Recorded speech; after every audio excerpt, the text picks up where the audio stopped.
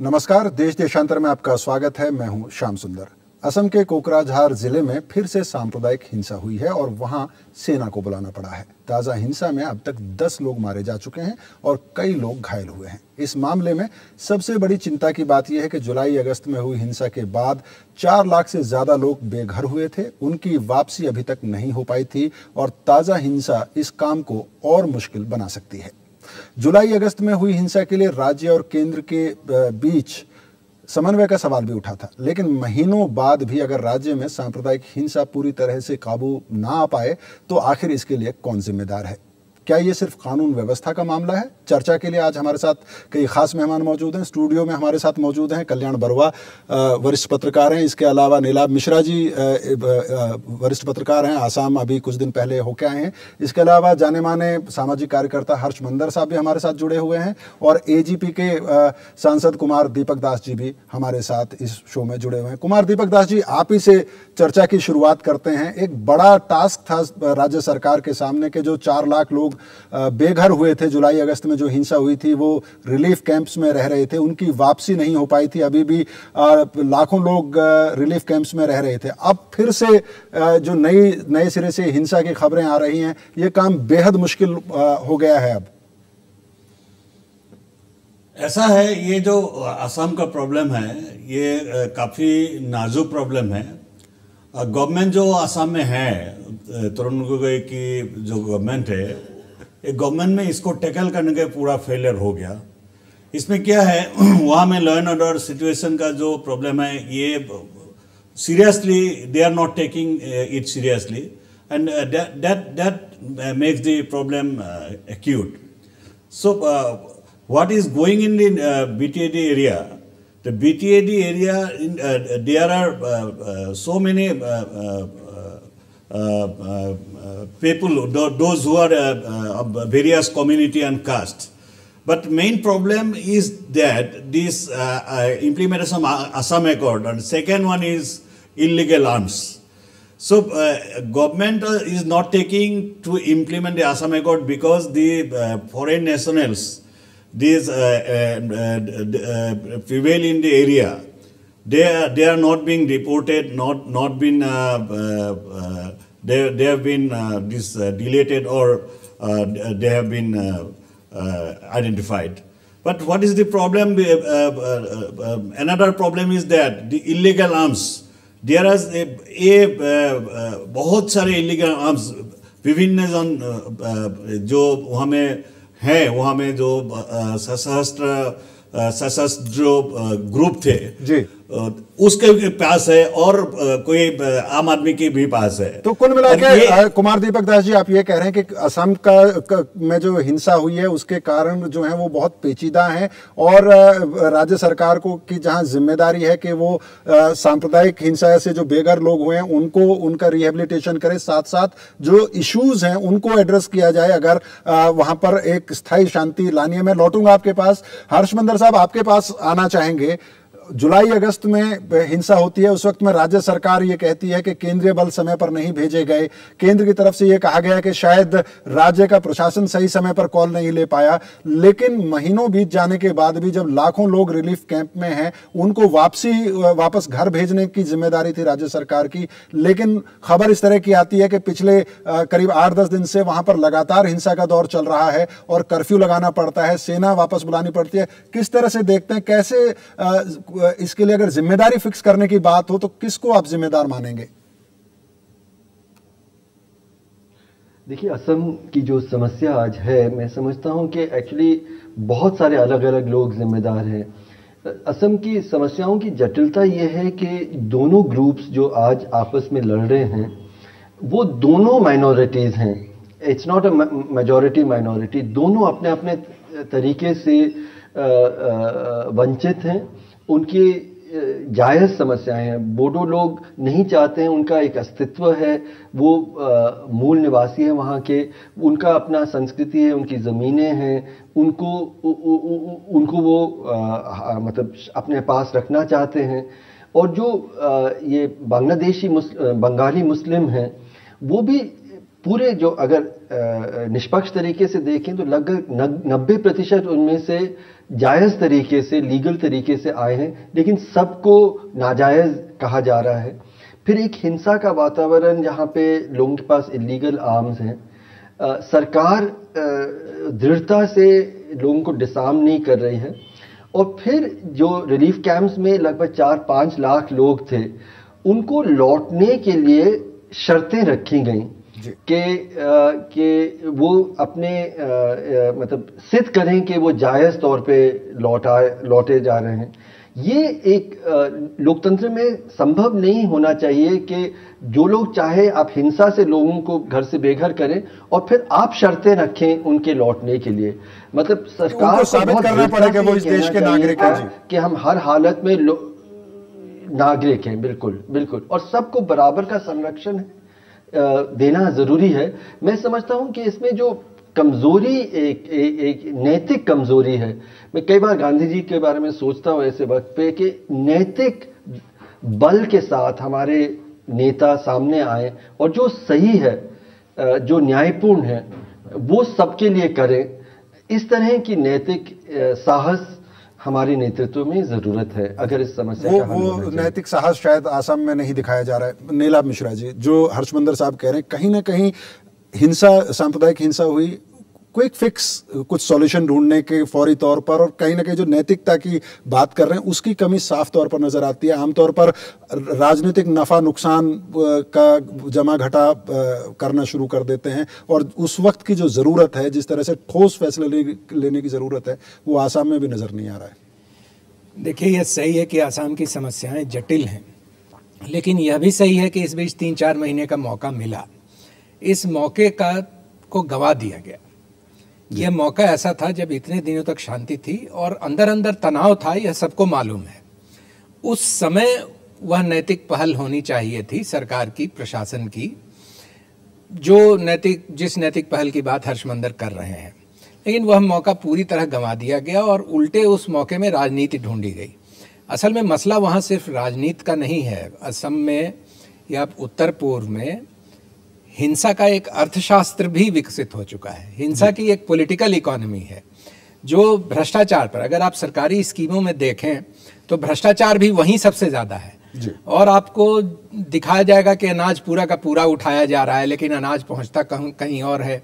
उस अर्थशास्त्र में जो शासक होते हैं और जो प्रशासक हैं उनका भी हिस्सा है, और उसके कई तरह के, उसका एक जाल सा फैला हुआ है हिंसा बनाए रखने में।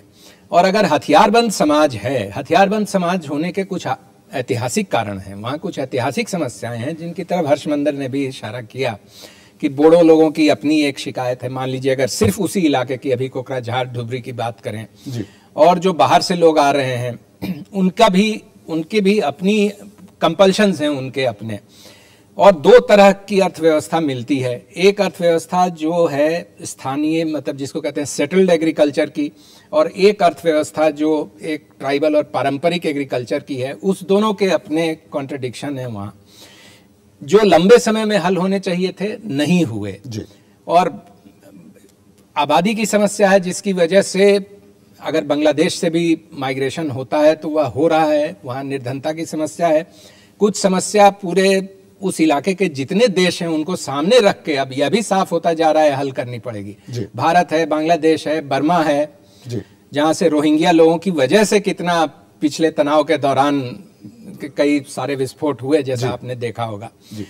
लेकिन इन सारी चीजों के लिए वह जो अर्थशास्त्र है, पहले वो उस अर्थशास्त्र को जो लोग संचालित वहां कर रहे हैं, वह जो राजनीति है जिसको वहां संचालित किया जा रहा है, जिसमें कभी एक ग्रुप, कभी दूसरे ग्रुप, कभी तीसरे ग्रुप, सरेंडर किए हुए लोग, अंडरग्राउंड लोग, सबका एक इस्तेमाल होता है।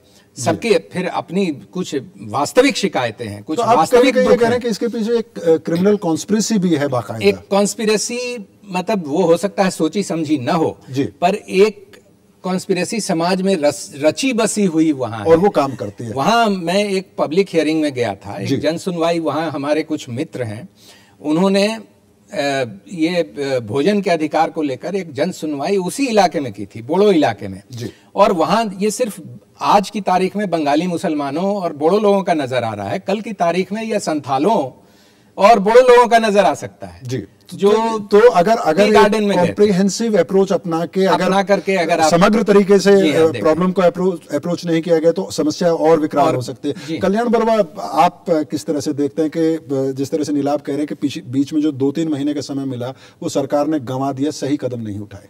हाँ, कुछ हद तक सही है। देखिए, प्रॉब्लम बहुत कॉम्प्लिकेटेड है, इतना आसान नहीं है कि सॉल्व करे, लेकिन सरकार एक जगह चूक गई। का अब तक, आज तक जुलाई से लेकर के बोरो और जो नॉन बोरो कम्युनिटी के लीडर्स हैं उनको आमने सामने नहीं बिठा पाए, और जब तक ये आपस में दोनों कम्युनिटी एक अंडरस्टैंडिंग में नहीं आए तब तक ये रिसेटलमेंट नहीं हो पाएगा। और ये सारा जो दोबारा हो आ रहा है प्रॉब्लम, ये रिसेटलमेंट की वजह से है, क्योंकि ये 4 लाख से ऊपर लोग जो कैंप में रह रहे थे अब वापस जाना शुरू हो गए। वहाँ बोरोज ने कुछ कंडीशंस रखे कि कौन लोग आ रहे हैं। पहली बात तो ये है कि लोग कहते हैं कि वापस जाने से रोक रहे हैं। पहली बात तो ये है, ये ट्राइबल लैंड है, ये फॉरेस्ट लैंड है, इसमें आप रिसेटलमेंट नहीं कर सकते। ये एक रिजर्व एरिया है, ये सारे ट्राइबल बेल्ट्स एंड ब्लॉक्स है। तो एक तरह से बोरोज का भी कहना सही है कि ये जो एरिया है, क्योंकि बोरोज वहाँ पे माइनॉरिटी में है, तो ये इसीलिए है इस 6 शेड्यूल में उनका जो काउंसिल बनाया गया था। तो वो इनका ये कह रहा है कि अगर बाहर से लोग आए तो ट्राइबल बिल का क्या मतलब रहेगा। लेकिन सरकार को ये करना चाहिए था कि दोनों कम्युनिटीज के जो लीडर्स हैं, जो लोग हैं, उनको आमने सामने बिठा करके एक सोल्यूशन ढूंढने चाहिए था। और ये 3 महीना काफी टाइम था जो कर सकते थे, लेकिन सरकार ने ऐसा कर नहीं पाया। सरकार सांप्रदायिक सौहार्द कायम करने के लिए सभी कम्युनिटी के लीडर्स को विश्वास में प्रॉब्लम्स काफी कॉम्प्लिकेटेड है। यहाँ वहाँ 3 से 4 मिलिटेंट आउटफिट है, ऊपर से और एक मिलिटेंट आउटफिट अभी स्प्लिट होने जा रहा है जी। हथियार लगभग सबके पास है जी, सारे कम्युनिटी के पास सजा। और ये बोरोज नॉन बोरोज, ऐसे ये जो पिक्चर आती है कि ये हिंदू मुस्लिम का है, ऐसा नहीं है। नॉन बोरोज में संताल भी है, हिंदू भी है, सब है जी। तो बिल्कुल। कुमार दीपक दास जी, आपके पास आना चाहेंगे। इस बातचीत के इस राउंड में कम से कम एक बात निकल के सामने आ रही है कि पेचीदा है समस्या, और जो बोडोज कह रहे हैं या जो जिन पर प्रवासी होने का आरोप है कि बांग्लादेश से वो लोग आए हुए हैं, वो सारी बातें अपनी जगह पर जायज हैं। लेकिन जो लोग हथियारबंद हैं उनसे हथियार डलवाने और सांप्रदायिक सौहार्द कायम करने के लिए जो जिन लोगों के बीच में अभी तनाव है, कम से कम उन कम्युनिटी के नेताओं को विश्वास में लेके जो कोशिश की जानी चाहिए थी वो नहीं हुई है। तो ऐसा है, ये जो प्रॉब्लम है इसमें गवर्नमेंट सही डिस्कशन हुआ है कि 3 महीना चला गया, गवर्नमेंट ऑफ असम ने कुछ नहीं किया। इसको हल करने के लिए बहुत सारे उपाय था दोनों, क्योंकि वो जो पार्ट है बीपीएफ, जो वहाँ में गवर्नमेंट के पार्ट है, बीपीएफ जो राजनीतिक दल है, वहाँ में बीटीएडी भी वही लोग चला रहा है। तो उसका बस सब कुछ था, लेकिन इसको यूज नहीं किया। और ऐसा है, अभी जो काल में असम से आया हूँ, आज काल एक स्टेटमेंट मुख्यमंत्री तरुण गोगोई ने पास किया है। वो स्टेटमेंट में बोल दिया कि वहाँ में उसका कोई राजनीतिक दल का नेता इसमें इन्वॉल्व है, पॉलिटिकल कॉन्स्पिरेसी इसमें है। तो ये तो बहुत बड़ी बात है। ये सब जानकारी रहने की बावजूद भी ये प्रॉब्लम हो रहा है, ये हत्या हो रहा है। ये तो कांग्रेस का जो है सरकार, उसका पूरा ये लोग जो दायित्व निभा रही है वो सही नहीं है। इसलिए ये सारा आसाम में आज मांग हो रहा है जब मुख्यमंत्री बनने का लायक तरुण गोगोई अभी है कि नहीं। और ये दूसरा बात है कि ये जो आसाम एकॉर्ड का इम्प्लीमेंटेशन का जो जरूरी बात था, एकॉर्ड का जो क्लोज 6 में वहाँ कहा गया था जो ट्राइबल जो है, जो किलेंजिया वहाँ में जो इंडिजिनस पीपल है उसको प्रोटेक्शन दिया जाएगा। लेकिन last 25 years from 1985 to today's, nothing has been done by the government itself. And so did both the government, central and state. Both the governments are responsible for this problem. And there is no issue of Hindu and Muslim on other, but this is the problem of identical crisis. Kumar Deepak Das ji, जो आप सवाल उठा रहे हैं इन पर आगे चर्चा को बढ़ाएंगे, लेकिन फिलहाल वक्त है एक छोटे से ब्रेक का।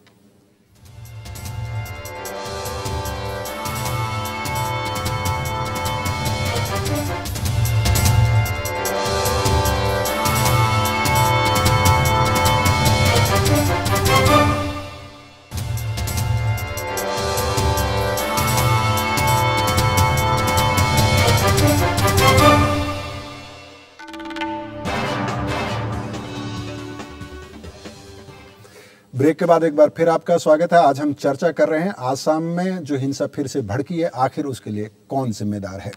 हर्षमंदर साहब, आपके पास आना चाहूंगा। आसाम में जो सांप्रदायिक हिंसा हुई है उसके बहाने अगर सांप्रदायिकता के मुद्दे की अगर बात करें, कहीं ना कहीं जो लोग इसमें शामिल होते हैं, आसाम के पेचीदा स्थितियां हैं, वहां जो भी कारण हो, लेकिन कहीं ना कहीं जो एक कहिए कि जो एक भय नहीं है कानून का, एक डेटरेंस नहीं है कि क्रिमिनल वायलेंस में अगर आप शामिल होंगे आपको सजा हो सकती है, वो एक जो भीड़ की मानसिकता है कि आप जो कर दें आपको कोई कानूनी सजा नहीं होगी, कहीं ना कहीं वो भी एक वजह है कि इतने लंबे वक्त तक हिंसा चलती रहती है। नहीं, बिल्कुल निश्चित तौर पे ये सांप्रदायिक हिंसा नहीं है, ये मैं भी मानता हूं। उसको सामुदायिक हिंसा एक तरह से हम कह सकते हैं। लेकिन आप थोड़ा सा इतिहास में जाएंगे तो जो नेली में हिंसा हुई थी, उसमें लगभग 3-4 हजार लोग मारे गए थे। एक व्यक्ति को भी आज तक सजा नहीं हुई है, सारे केसेस वापस लिए गए। इससे एक ऐसा वातावरण बनता है कि आप हिंसा करें, आपको कोई भी मतलब कार्रवाई नहीं होगी। फिर 1992 के बाद निरंतर इस तरह के बोडो एरिया में हिंसा हुई है। कहीं आदिवासी संताल लोगों को भगाया गया है, कहीं बंगाली मुसलमान को भगाया गया है। वो सब कैंपों में 10, 15, 20 साल तक रह रहे हैं, लेकिन कोई सरकार ने पहल नहीं की कि वो अपने जगह वापस आए। आज जो दोनों तरफ से हिंसा हो रही है, फिर से कोई सरकार अपने आप को बहुत कमजोर तौर पे खड़ी हो रही है। जो आर्म्स का पूरा मूवमेंट है वहां, उस पे कोई नियंत्रण नहीं है। तो मुझे लगता है, और फिर जो शर्तें, मतलब ये जो फॉरेनर है उसको सरकार ढूंढे और बाहर निकाले, ये तो हम कह सकते हैं, लेकिन प्रक्रिया के साथ हम ये नहीं कह सकते कि हिंसा के बाद जो भागे गए हैं उनको जमीन के कागज दिखाने पड़ेंगे और तभी हम लौटाने देंगे। ये नागरिक आपस में तय करें कि कौन वापस जाएगा कौन नहीं जाएगा, ये हिंसा को और बढ़ावा देती है। तो मुझे लगता है जी, और कम से कम हिंसा के बाद अलग अलग तरीके जी, और कम से कम हिंसा से जो पीड़ित हैं उनको नहीं दिया है। जी, उनको इंसानी नजरिए से देखे जाने की जरूरत है। इस वक्त में प्राथमिकता शायद उनको सुरक्षा का भाव देने की जरूरत है। आप उनको बाद में डिपोर्ट करते हैं या नहीं करते हैं, ये शायद बाद के इशू हैं। मैं लौटने की कोशिश करूंगा आपके पास। नीलाभ जी, आपने भी और हर्षमंदर साहब ने भी कहा कि, और कल्याण बरुआ भी कह रहे थे कि बहुत पेचीदा मामला है ये। आपने एक अर्थशास्त्र की बात की, लेकिन अगर सरकार के अप्रोच की बात करें, नॉर्थ ईस्ट और खासतौर पे अगर जो आसाम में जो मुद्दा है अभी, जो जिसकी वजह से ये सामुदायिक हिंसा देखने के लिए मिल रही है, एडहॉक अप्रोच रही है। एक अकॉर्ड होता है, उसको लागू नहीं किया जाता है। एडहॉक अप्रोच तो हमेशा से रही है। कुछ थोड़ा बहुत जो वहाँ की परिस्थितियाँ हैं उसमें एडहॉक अप्रोच संभव, मतलब हो सकता है, क्योंकि वो उत्तर पूर्व की परिस्थितियाँ वाकई बहुत जटिल हैं। मसलन अब जैसे आप ले लीजिए केस करने की और वापस लेने की बात, मिलिटेंट ग्रुप हैं जो भारत की प्रभुसत्ता मानते ही नहीं हैं और मानते नहीं रहे हैं। आज की तारीख में भी नॉर्थ ईस्ट के लगभग हर राज्य में ऐसे ग्रुप हैं। उनसे समझौते होते हैं कि भाई आप भारत की प्रभुसत्ता पहले मानो, आप हमारे संविधान को मानो, आप हमारी सरकार में शामिल हो, क्योंकि हमने लड़के भी देख लिया, लड़के भी हमारी सरकार ने भी देख लिया, हम इधर से भी कुछ नहीं इम्पोज कर सके, वो भी नहीं कर सके। तो कहीं ना कहीं एक समझौता होता है, समझौता होता है, तब उसमें आने में कुछ केसेस उसमें वापस लिए जाते हैं। और यह हमारे देश में एक परंपरा रही है। कुछ राजनीतिक समस्याएं हमारी इससे हल हुई हैं। अगर आज मिजोरम में शांति है तो संभवतः उसकी बहुत बड़ी वजह इस तरह की अप्रोच भी रही है। तो दोनों कई तरह के अप्रोच, एक मल्टी प्रोंग्ड अप्रोच लेके आपको चलना पड़ेगा। लेकिन तब जब यह हो जाता है कि जब समझौता एक हुआ और उसकी कुछ शर्तें बनी, फिर उसके बाद उसमें ईमानदारी नहीं, फिर उसके बाद नई राजनीतिक प्रक्रियाएं शुरू होती हैं, फिर उसके इस्तेमाल की प्रक्रिया शुरू होती है। और ऐसी किताबें हमारे यहाँ इंटेलिजेंस वालों ने लिखी हैं, जब पैसे ले लेके दिल्ली से गए हैं और किसी ग्रुप को खरीदा है और किसी ग्रुप को अपदस्थ किया है, और उनका कोई खंडन आज तक कहीं सरकार से नहीं आया। मुकदमा करने का भी साहस सरकार ने नहीं किया, क्योंकि शायद सच्चाई रही उसमें। पूरी की पूरी विधानसभाएं खरीदी गई हैं। तो जब ये चीजें होती हैं तो वहां किसी भी समझौते के बाद हथियार मुक्ति एक पहली चीज होती है। समझौता हुआ तो एक हथियार डालने की एक प्रक्रिया होती है, उसमें ईमानदारी नहीं बरती जाती, वहां राजनीति आ जाती है। क्योंकि जब वहां जिसकी सत्ता होती है उस समय उसको जो सत्ताधारी समूह होता है उसको ये सूट करता है कि वह कुछ लोगों से हथियार डलवाए, कुछ से न डलवाए और कुछ का अपनी राजनीति में समय आने पर इस्तेमाल करे। इससे जटिलताएं पैदा होती हैं। और फिर जैसा मैंने कहा, भ्रष्टाचार का और उसका अर्थशास्त्र का एक जाल बन जाता है जी। तो कुल मिला के आपको कोई बहुत आसान रास्ता नजर नहीं आता, बहुत कॉम्प्लिकेटेड है। लेकिन जैसा बरुआ जी ने भी कहा और हर्ष ने भी कहा कि ये 3 महीने जो थे, उन 3 महीने में कहीं तो आप शुरुआत करेंगे, कॉन्फिडेंस बिल्डिंग मेजर आप एक शुरू करेंगे, आप दोनों कम्युनिटीज को बिठाइए जी, और सरकार उसमें वाकई एक समझौते की दिशा में गंभीर होकर के चलिए। हो सकता है कुछ समझौते में रिवीजन की कहीं जरूरत जी। हो। उसी रिवीजन पे कल्याण बरुआ जी से सवाल पूछते हैं कि ये एक वक्त में एक अकॉर्ड हुआ था, असम अकॉर्ड, वो लागू नहीं हो पाया। बोडोज की शिकायतें जायज़ हैं, आपने कहा आदिवासी इलाका है, उनको जो दिया गया वो उसको खोना नहीं चाहते हैं। लेकिन ये भी एक सच्चाई है कि जो अगर बांग्लादेश से भी लोग आए हैं, अगर उसमें कुछ इलीगल माइग्रेंट्स भी हैं, अब वो यहाँ बस गए हैं, क्या ये संभव है कि अगर सरकार ये कहे कि आज के बाद इलीगल तरीके से बांग्लादेशियों को नहीं आने दिया जाएगा, क्या उससे कोई समस्या का समाधान निकल सकता है? नहीं, देखिए बांग्लादेश का बॉर्डर जो है बहुत पोरस बॉर्डर है। आप नहीं, वो पेचीदगियां हैं, लेकिन अगर सरकार ये कहे कि ये एंश्योर हम कर सकते हैं। नहीं, सवाल ये है फिर असम अकॉर्ड में जाना पड़ेगा। बांग्लादेश की प्रॉब्लम जो इलीगल माइग्रेंट प्रॉब्लम कैसे सॉल्व किया जाए वो असम अकॉर्ड में था जी, ठीक। 1971 एक कट ऑफ डेट बना था जी। 1971 सरकार ने ईमानदारी नहीं दिखाई, ये अकॉर्ड वहाँ इम्प्लीमेंट किया नहीं। एक एनआरसी अपडेट होना था जिससे असम में जो लोग रह रहे हैं, कौन फॉरेनर है, कौन आदमी 1971 के बाद कौन आया और कौन 1971 से पहले आया, ये डिफाइन था जी। सरकार को इतने सालों में 27 ईयर्स लग गए, अकॉर्ड इम्प्लीमेंट आज तक भी नहीं हुआ। ये 27 ईयर्स मेरे ख्याल से एक बहुत लंबा टाइम था जो ये ईमानदारी से कर सकते थे। अगर कर देते आज ये नहीं देखना पड़ता। सवाल ये है कि जेन्युइन एप्रीहेंशन है पूरे असम में कि बाहर के लोग आके, और ये डाटा आफ्टर डाटा इलेक्शन पर हर एक इलेक्शन के डाटा देख लीजिए, ये एक प्रॉब्लम है। और जो एप्रीहेंशन है कि हम माइनॉरिटी अपने ही लैंड में बन रहे हैं, ये एप्रीहेंशन, और अगर नहीं था तो असम अकॉर्ड साइन नहीं करना चाहिए था जी। अगर ये प्रॉब्लम नहीं थी तो असम अकॉर्ड साइन नहीं करना चाहिए था। और जब आपने साइन कर लिया तो इसको इम्प्लीमेंट तो करना चाहिए था जी।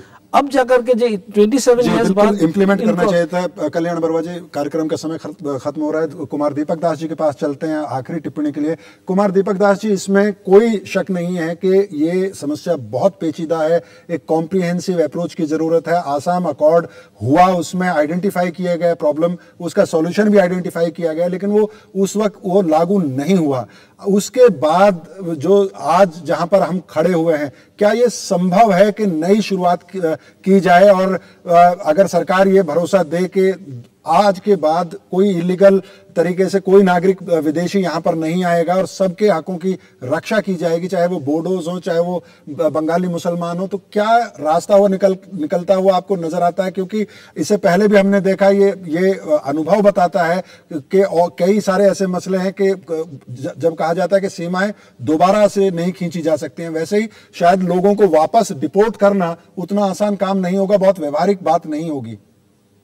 हाँ, मैं पहले कह सका हूँ, ये जो प्रॉब्लम है, ये प्रॉब्लम ऑफ आइडेंटिटी क्राइसिस। इसमें सॉल्यूशन जरूर आएंगे कि जो हो रहा है, हिंसा जो हो रहा है, इसका प्रॉब्लम का 3 मसला है। एक तो है आप आसाम अकॉर्ड को इम्प्लीमेंट करें, जो क्लॉज 6 है उसको भी इम्प्लीमेंट करें, बॉर्डर जो है इसको सील कर दिया जाए, इलीगल आर्म्स जो है उसको जब्त कर दिया जाए, और जो वहाँ में आदमी है, जो आदिवासी है, जो ट्राइबल है, नॉन ट्राइबल है, सबको बैठा के उसको पास गवर्नमेंट जाके डिस्कशन करे और शांति कायम रखने की कोशिश करे। और इसमें मेजर पार्ट होगा स्टेट गवर्नमेंट और सेंट्रल गवर्नमेंट का। बीजेपी प्रशासन जो है वहां में उसके पास ये जो लॉ एंड ऑर्डर जो कंट्रोल करने का उसका कोई वहां में पावर नहीं है, वो पावर स्टेट गवर्नमेंट के पास है। और वहां में जो सेंट्रल गवर्नमेंट है, होम मिनिस्टर जो है, होम मिनिस्ट्री का जो नोडल मिनिस्ट्री है, ये इम्प्लीमेंट तो अकॉर्ड इम्प्लीमेंट करने के लिए तो नोडल मिनिस्ट्री, होम मिनिस्ट्री इसको बीरा उठाने के लिए वो लोग काम करें, जिम्मेदारी लेनी चाहिए। कुमार दीपक जी, मैं आपको और समय देता, लेकिन समय की पाबंदी है, इसलिए हमें कार्यक्रम को यहीं समाप्त करना पड़ेगा। कुमार दीपक दास जी आपका भी, हर्षमंदर जी आपका भी, नीलाभ जी आपका भी, और कल्याण बरुआ आपका बहुत बहुत शुक्रिया। तो कुल मिलाकर इस चर्चा के बाद हम एक ही नतीजे पे पहुंचे हैं कि सरकार को लॉ एंड ऑर्डर इंश्योर करना चाहिए, हिंसा को किसी भी हालत में जारी नहीं रहने दिया जाना चाहिए, और जो लोग रिलीफ कैंप में रह रहे हैं कानून अपना काम करे, लेकिन एक इंसानी नजरिए से उनके रिहेबिलिटेशन का काम किया जाना चाहिए। और जो पेचीदगियां हैं इस समस्या की, एक कॉम्प्रिहेंसिव अप्रोच के साथ अगर इसको सॉल्व करने की कोशिश की जाएगी तो शायद स्थायी शांति आसाम में आ पाए। इसी के साथ देश देशांतर को आज यहीं विराम देते हैं। कल इसी समय आपसे फिर मुलाकात होगी, तब तक के लिए मुझे अनुमति दीजिए। नमस्कार।